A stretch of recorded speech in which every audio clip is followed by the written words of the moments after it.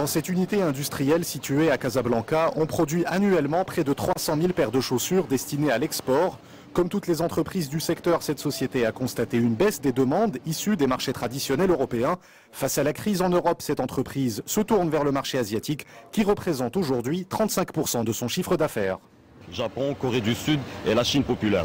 Donc c'est des marchés à fort potentiel de développement et à un fort potentiel de croissance. Donc nous misons beaucoup sur ces pays-là. Donc on serait resté focalisé sur l'Europe. Effectivement, on aurait subi cette crise. Pour d'autres entreprises exportatrices, la priorité se situe surtout au niveau de la réduction des coûts de production, comme dans cette unité industrielle casablancaise où l'on produit près de 1300 paires de chaussures par jour.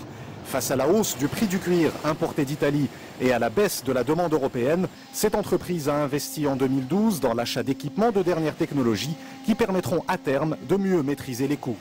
Des machines de haute technologie, par exemple, la coupe assistée par ordinateur, une machine pour la broche. On a aussi modernisé notre parc machine afin de réaliser une production avec un coût minimum mais de haute qualité. Si certaines entreprises tirent leur épingle du jeu, ce n'est pas le cas de toutes les sociétés de production de chaussures qui sont près de 240.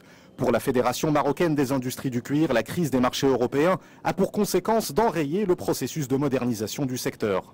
On avait commencé donc à travailler dans ce sens, mais malheureusement avec la crise, donc il y a moins de moyens pour aller, parce que faire son produit fini demande des financements, demande beaucoup d'investissements.